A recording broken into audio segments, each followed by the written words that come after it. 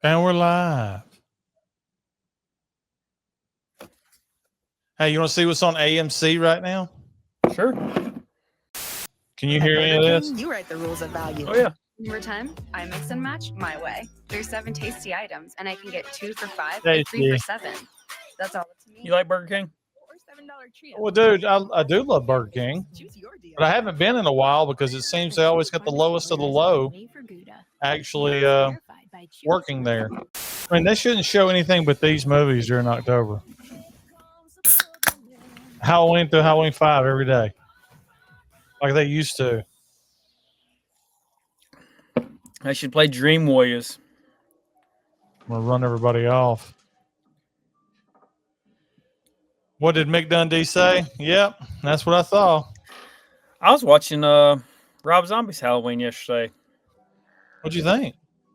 I think the first hour is awful, and the last hour, not bad. This is the original. So you hate The original Rob Zombie version? Hob. Rob Zombie Halloween 1? Yeah. Yeah, well, that's because you don't like any of the white trash backstory he gave. Once he starts doing the almost scene by scene remake, it's good again. Yeah, it's crazy that I was telling Amber about this because Amber had a lot of questions, that was really tough to answer, by the way. But I said, here's the thing about Rob Zombie. Some of the most creative and beautiful shots you will ever see in any movie. Yeah. But the problem is he's also in charge of the script and the dialogue, and he's got to interject that white trash trailer shit. He can't help it. Everybody's got to have long hair, and everybody can't say a sentence without saying the F word. The minute that Laurie started doing the thing in his movie, I didn't care if she lived or died at that point. Yeah. I mean, all filth should be erased. And I'm pretty sure that's what they were going for here, Blake. That's what they call segue in the business. 1977, the Sentinel, Blake. Ever it was time to watch this, tell everybody what I told you. You said, Blake, I'm sending you a link. Get the Sentinel knocked out, okay? I said, all right, buddy.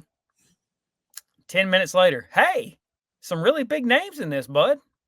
I said, oh, okay. I'm not going to fall asleep watching a movie that I'm supposed to watch. You got mad at me today because I texted and said I fell asleep watching Back to School.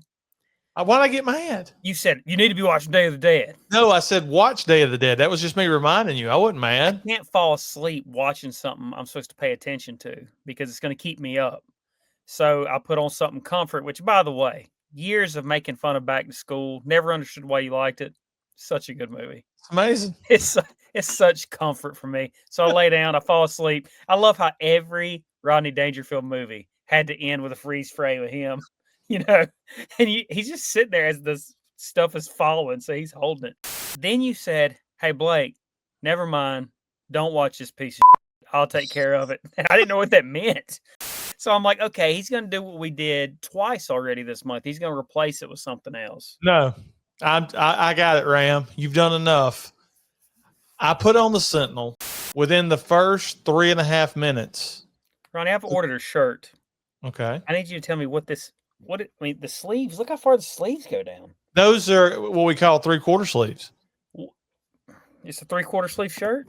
3/4 sleeves. How do I wear it, though? Just like you wear it. Do I wear it cold weather, or do I wear it? It's for those days when it's, it's too warm for a light jacket and too cold for Scorpio? Hello? Within 3 minutes of me putting this movie on, and granted, I need to set the scene for everybody. I lay in bed right next to my wife, and, she's reading the Bible. I'm not joking. She's doing her Bible devotional, and I've got a phone. And within the first 3.5 minutes, this girl opens the door. There is a guy that looks 90 years old having a with two fat. There's flopping, which I knew you'd liked, but I was like, life's too short. One of these sick from our channel has recommended this and tied on, I've been paying, so you better watch what I want you to watch. This is the dumbest. I'm not even got to the good part. This whole movie is about this woman who is a commercial actress, and pause it right there. There are some big names. The reason you got the text is in the credits. I see Jeff Goldblum. I see Chris Sarandon. I Wow. see the dad from Dirty Dancing. Oh, I see Mickey from Rocky. He's playing a old, but Burgess Meredith. within 2.5 minutes, we've got an old guy that looks like they replaced in Men in Black, and he's naked. I just see his. He Who's slams winning? the fat people, and then he slaps her, and she shuts the door. Then we cut to this actress who's trying to rent this apartment at a brownstone. And all I could think about is there used to be a restaurant in Hattiesburg called the Brownstone. Yeah. And we went there one time, and it was just way too expensive. Back to what she's trying to rent an apartment for $500. And she goes through the process of meeting everybody that lives around her. Gay Mickey, Ellen Griswold, and another old woman who turned out to be, which leads me to this. She goes over to visit the two. While the one is out getting coffee for him in the kitchen, Ellen Griswold decides it's a good time to 5 minutes and then just fall out. So Why'd she fall out? at that point, I'm like, Never mind, Blake. Don't worry about it. At any point, did Lindsay close the Bible? No, because luckily I had the earbud in. She don't have to see this. So we've got, yin and yang going on. Then we find out she just falls out for no reason. Bible, you got TV. Commercial. You've got Satan on the TV. She's trying to go to heaven. No, here's the deal. It's funny you mentioned this. At that point, I'm through watching this movie. I'm done. Life's too short. And the whole premise of this movie is the brownstone building was built over a gate to hell. And there's been a blind priest that lives up in the top of the building that is the gatekeeper, sort of like in Ghostbusters. And this chick has flashbacks all throughout the movie. And apparently she tried to commit suicide, or as her dad would say, she tried to commit sideways years ago. And apparently at the end of it, the demons come out.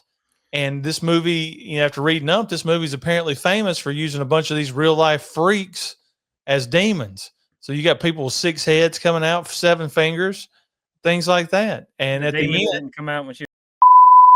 at the end, you find out that there was never anybody living in the building. It was just the old priest upstairs. And after he died, this commercial actress takes his place as the gatekeeper to hell. She is the new Sentinel. Boom. Roasted. 2.8. Wow. I usually go, half point lower than you. I'm going to trust your instinct and judgment on this. If Ronnie says 2.8, this is like a 2.2. This is not for me. Okay. Let me just say that right off the bat. What year? 77. Even if I wasn't laying in the bed next to my wife who was reading the Bible, I still would have not liked this movie. It sort of looked like The Omen is shot like The Omen, obviously, because it's the 70s.